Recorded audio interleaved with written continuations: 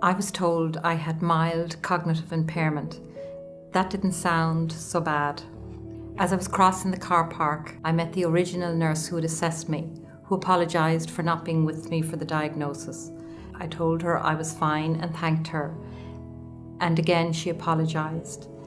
And in that moment I realised that either I hadn't heard something or something hadn't been said. And I asked her straight out, "Are you telling me I have Alzheimer's?" And the answer was yes. My mum Kate wasn't told that she had dementia because in her case it wasn't clear cut and it was difficult to diagnose.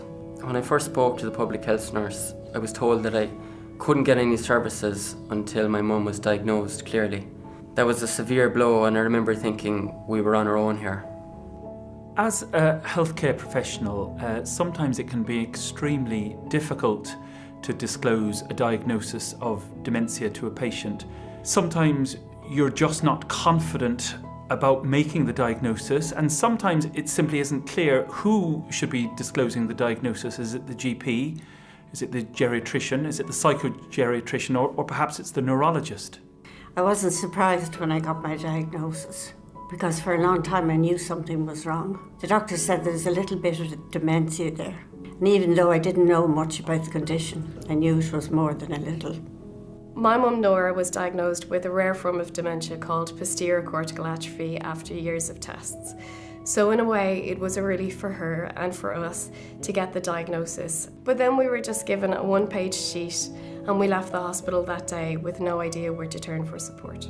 So as a community-based healthcare professional, there is support out there for you too. The Dementia Pathways website is a resource that helps you after the diagnosis of dementia is made to guide and support patients and their families. Because my father also had Alzheimer's disease and I recognised the early signs, and that's probably why I deferred going to the doctor for a few years.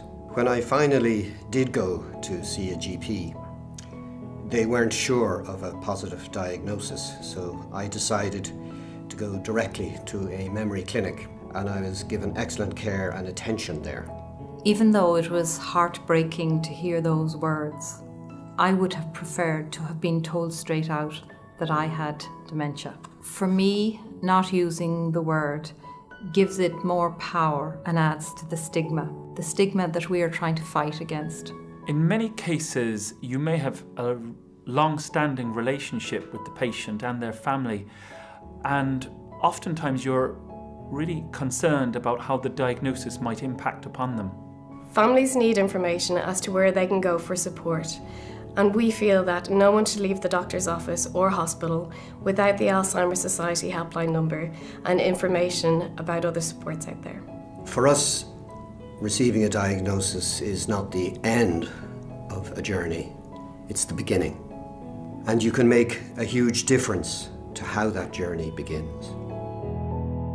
Please visit our websites